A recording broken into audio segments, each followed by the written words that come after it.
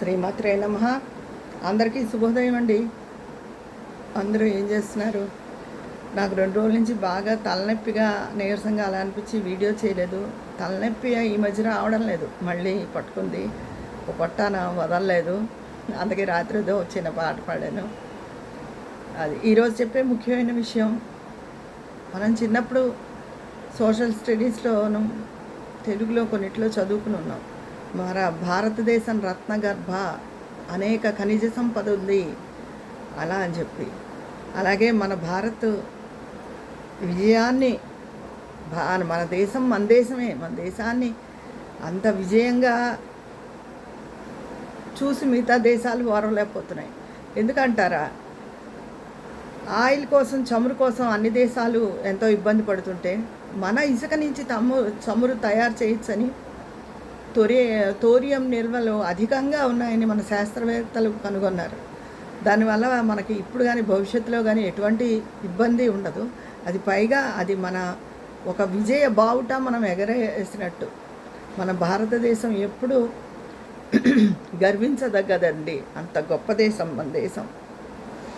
అది ఇదేంటి, అందుకని ఆ సంతోషాన్ని అందరితోనూ, మీ అందరితోనూ పంచుకోవాలని చెప్తున్నాను. నేను ఎప్పుడూ అంటాను కదా, మన దేశాన్ని తిట్టుకోవద్దు. మన దేశం గొప్పది, మన దేశంలో ఎన్నో వనరులు ఉన్నాయి, మనం ఎంతో సుభిక్షంగా ఉంటాము అని ప్రతిరోజు ఒక పాజిటివ్ ఎనర్జీని మన దేశానికి పంపితే మనం అందరం కూడా సుఖంగా ఉంటాము అని కదా నేను చెప్తూ ఉంటాను మీ అందరికీ. అది తర్వాత ఈరోజు ఇంకో ముఖ్యమైన విషయం చెప్తున్నానండి. ప్రతి వాళ్ళు ఈ రోజుల్లో రకరకాల కార్ల, ఫర్నిచర్ల, లేదా ఇళ్ళుల ఈఎంఐలు, లోన్లు వచ్చాక పిల్లలు అన్నీ సాఫ్ట్వేర్ వాళ్ళు వచ్చాక పెట్టేసుకుని బర్త్డేలు పెట్టుకుంటున్నారు. కానీ ఇళ్ళవి అలాంటి పెద్దవి పెట్టుకోకుండా ఉద్యోగాలు ఎప్పుడు ఎలా ఉంటున్నాయో తెలియట్లేదు కదా, మళ్ళీ ఇబ్బంది పడతారు. అది కాకపోయినా ఇంతకీ లోపల వాడికి ఏ ఏ బాధలు ఉన్నాయో, ఏ ఏ కష్టాలు ఉన్నాయో తెలుసుకోకుండా ప్రతి వాళ్ళు ఎవరైనా ఇంటికి వెళ్ళడం, వాళ్ళ ఇల్లు చూడడం, వాళ్ళకి విపరీతం, మళ్ళీ బంధువుల దగ్గర అక్కడ దిష్టి పెట్టడం. ప్రతి ఒక్కళ్ళు ఇదే గోల పెడుతున్నారు. దిష్టి గోల ఎక్కువైపోయిందండి, దిష్టి గోల ఎక్కువైపోయింది అని చెప్పి. అలా దిష్టిగా ఎవ్వరూ ఉండొద్దండి. మన వాళ్ళు అస్సలు ఉండొద్దు. మీరు ఉంటారు అని కాదు, ఊరికే చెప్తున్నాను నేను. మనం ఎవరింటికైనా వెళ్ళినప్పుడు అక్కడ దేవుడిని చూస్తాం కదా, వాళ్ళు ఇల్లు చూపిస్తారు, నమస్కరించి, లేదా ఇంటికి ప్రత్యేకించి పూజగలోకి వెళ్ళిపోయినా ఆ ఇంటి నుంచి వాళ్ళ ఆతిథ్యం తీసుకుని మనం వచ్చేస్తున్నప్పుడు, ఈ ఇంట్లో వాళ్ళు మనకు మంచి ఆతిథ్యం ఇచ్చారు, ఈ ఇంట్లో వాళ్ళందరూ సుఖ సంతోషాలతో ఉండాలి, చక్కగా ఉండాలి అని చెప్పి అనుకుని వచ్చేయాలండి. అంతేగాని అబ్బా వీళ్ళు బాగానే సంపాదించుకున్నారు, వీళ్ళకి బాగానే ఉంది అంటే నీకేమైనా వస్తుందా? నీకు ఇచ్చేయరుగా వాళ్ళు. నీ మనసును నువ్వు వెలితి చేసుకుంటున్నావు, నీ మనసును నువ్వు కలుషితం చేసుకుంటున్నావు అలా ఆలోచిస్తే కనుక. అలా ఎవరిని ఏమీ దిష్టి పెట్టద్దండి. అందరినీ చక్కగా అందరూ బాగుండాలి వీళ్ళు అనుకుని వచ్చేయాలి మనం ఎవరింటికైనా వెళ్తే. అది ఎప్పుడు మనకు కూడా మంచి చేస్తుంది. ప్రతి వాళ్ళు ఇప్పుడు బంధువులంతా దిష్టి పెట్టేసి అందరూ ఇదే కంప్లైంట్, అందరూ ఇదే గోల చేస్తున్నారు. ఒక రకంగా నరుడి కంటికి నల్లరాయన బద్దలవుతుందని. ఒక నిమిషం మన ఇంట్లో పాదిలిని నవ్వుకుంటూ ఎవరికంటైనా పడ్డామనుకోండి, మరో నిమిషంలో పావు గంటలో ఏదో ఒక రకంగా ఒక చికాకైన వాతావరణం ఆ ఇంట్లో ఏర్పడుతుంది. అందుకని మనం ఎప్పుడూ మామూలుగా దైవికంగా అయితే ఇలాంటి దిష్టులు, నరఘోషలు, శత్రుపీడలు మనకు తగలకుండా ఉండాలంటే నిత్యం కాలభైరవాష్టకం చదువుకోవాలండి. అది మన రక్షణకు. మనం నరసింహస్వామిది చదువుకోవచ్చు, ముఖ్యంగా కాలభైరవాష్టకం చదువుకోవాలి. తర్వాత వేరే వాళ్ళ చెప్తున్నాను, మనమైనా ఎవరింటికైనా వెళ్ళి వాళ్ళు బాగుండాలని వాళ్ళ బాగు కోరుకుని వచ్చేసేయాలి. అంతేగాని వాళ్ళకి అవి ఉన్నాయి ఇవి ఉన్నాయని ఎప్పుడూ వంతులు పెట్టుకోకూడదు. మనకు ఏది కావాలో అది భగవంతుడే ఇస్తాడు, మన దగ్గరికి వస్తుంది. మన దగ్గరికి రాలేదా, మనం ఆ అర్హత లేని అన్నమాట ఆయన దృష్టిలో. మన పూర్వకర్మ అలా ఉంది, అందుకని అర్హత లేనిది మనకు ఎలా వస్తుంది అలా అనుకోవాలే తప్ప వాడు బాగుపడిపోయాడు, వీడు బాగుపడిపోయారు, వాళ్ళకి పనులు అయిపోయాయి, మనకి పనులు అవ్వలేదు, అలా ఎప్పుడూ అనుకోకూడదండి. కొంతమందికి ఇప్పుడు మేమేమున్నాం, మాకు చిన్నతనంలో వివాహం అయింది, మా పిల్లలకు కూడా చిన్నతనంలో వివాహం అయింది. ఒక విధంగా వాళ్ళ వివాహాల కోసం మేము ఇబ్బంది పడలేదు. సంబంధాలు వెతకడం ఇవన్నీ కూడా. మా పెద్ద అబ్బాయికి చుట్టాలే, ఒకటే సంబంధం. చిన్న అబ్బాయి ఇష్టపడ్డ పెళ్ళి అనుకున్నాక ఇచ్చి ఎప్పుడో మళ్ళీ అని వెయిట్ చేయకుండా జస్ట్ ఆ సంవత్సరమే వాడి లా కంప్లీట్ అయింది, లాయర్గా అయినా ప్రాక్టీస్ చేసుకుంటాడు అని చెప్పి వివాహం చేసాం. అదృష్టం కొద్దీ వాడికి కార్పొరేట్ ఆఫీస్లో మంచి జాబ్ వచ్చింది, అది వేరే విషయం. కానీ ఎవరికి వాళ్ళకి విడిగా అది మామూలుగా అందరికీ కనిపించే విషయం. కానీ రకరకాల ఆరోగ్య సమస్యలు లేకపోతే ఏవో ఒక చికాకులు అన్నవి లేకుండా మనిషి అన్నవాడు ఉండడండి. అవన్నీ అందరికీ మనం వెళ్ళి చెప్పలేంగా. కానీ అందరూ ఎవరు వచ్చినా అబ్బా మీకు తేలిపోయే మీకేంటి అంటారు. అన్నీ ఇది అని చెప్పను. అలా నాకు ఏవో బోళ్ళు కష్టాలు ఉన్నాయని నేను చెప్పను.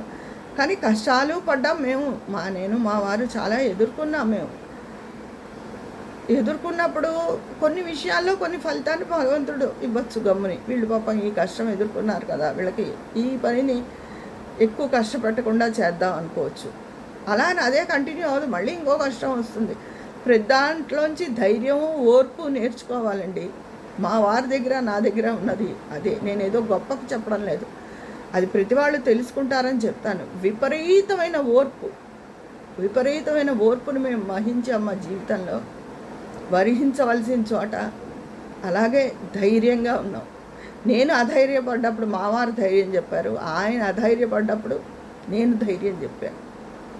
అందుకని ఆ ధైర్యం ఆ ఓర్పు మా పిల్లల్లో కూడా ఉండాలి అని నేను ఎప్పుడూ అనుకుంటాను. అలాగే వాళ్ళని మోటివేట్ చేస్తూ ఉంటాను. అది తర్వాత వాళ్ళు అప్లై చేసుకోవడం అన్నది వాళ్ళ భార్యాభర్తల విషయం, వాళ్ళ విషయం. అది ఎవరి సంసారం వాళ్ళది కదా, మనం ప్రతిదీ కల్పించుకు చెప్పం కదా. ఉండాలి, చూడడానికి అంతా బాగానే ఉంటుంది అనిపిస్తుంది ఎవరిదైనా. కానీ ఆరోగ్య సమస్యలు మరొకటో అందరికీ ఉంటాయండి. కానీ వాటిలన్నిటినీ ఎదుర్కొంటూ నామస్మరణ చేసుకుంటూ ముందుకు సాగిపోవాలి. నేను మా వారు చేసింది అదే. ఆ భగవంతుడిని వదలలేదు, ధైర్యాన్ని వదలలేదు, ఓర్పు కూడా. పేషెన్స్ చాలా అవసరం అండి జీవితాన్ని లీడ్ చేయడం అంటే. ఎందుకంటే జీవితం అనేది ఏదో చిన్న విషయం, 1-2 ఏళ్ళ చిన్న పని, ఏదో చిన్న ప్రాజెక్ట్ వర్క్ లాగా ఈ ప్రాజెక్ట్ వచ్చి కష్టపడితే మంచిగా వస్తాయి, పేమెంట్ వస్తుంది, అలాంటిది కాదు కదా. జీవితం అనేది ఒక లాంగ్ ప్రాసెస్. అది మన ఎంత పరీక్షిస్తుందో, ఎంత మన ఒత్తిడికి గురి చేస్తుందో అది పడ్డవాళ్ళకే తెలుస్తుంది. అది కానీ మనం ఓర్పును వదులుకోకూడదు. అందుకని అందరూ ఓర్పుగా ఉండండి, జీవితాన్ని ధైర్యంగా ఎదుర్కోండి. తర్వాత ఎవరైనా ఇంటికి వెళ్ళినప్పుడు, ఇది నాకు జలంధ్ర చంద్రమోహన్ గారి ద్వారా తెలుసుకున్నది, ఎవరైనా ఇంటికి వెళ్ళినప్పుడు వాళ్ళంతా బాగుండాలి, చక్కగా ఉండాలి అని చెప్పి మనం అనుకుని వాళ్ళ ఇంటికి వెళ్ళి మనం కూర్చున్నందుకు, కాసేపు మనకు ప్లెజెంట్గా ఉన్నందుకు ఒక థ్యాంక్స్ చెప్పుకుని వచ్చేసేయాలి. మన మనసులో అయినా వాళ్ళ గురించి చెప్పి వచ్చేసేయాలి. అప్పుడు అది మనకు ఎంతో మంచి చేస్తుందండి, చాలా పాజిటివ్ వైబ్స్ని తీసుకొస్తుంది. అంతేగాని ఎదుటి వాళ్ళకి ఏదైనా ఉంది అది మన ఇంట్లో లేదని మాత్రం కుళ్ళు అసూయలు ఎప్పుడూ పెట్టుకోకూడదు. అది ఎప్పుడూ మనకు మంచిది కాదు, నెగిటివిటీనే తీసుకొస్తుంది. తర్వాత ఎవరి వల్లైనా మనకి ఇలాంటి భయాలు, దిష్టి భయాలు ఇవి ఉన్నప్పుడు రోజు నిత్యం కాలభైరవాష్టకం చదువుకున్న ఎంట అలాంటి బాధలు ఉండవు, నరఘోషలు అవి పనిచేయవు. ఏవో తాయెత్తులు ఇవన్నీ ఇంటికి దిష్టిలు అవేమీ కట్టుకోకల కాలభైరవాష్టకం చదువుకోవడం అది చాలా మంచిది. అదండి సంగతి. ఈరోజు నేను చెప్పదలుచుకున్న విషయాలు. నేను ఎక్కువ మోటివేట్ చేసివే మీ అందరికీ చెప్తాను. ఆ మోటివేషనే ఇవాళ జరిగింది.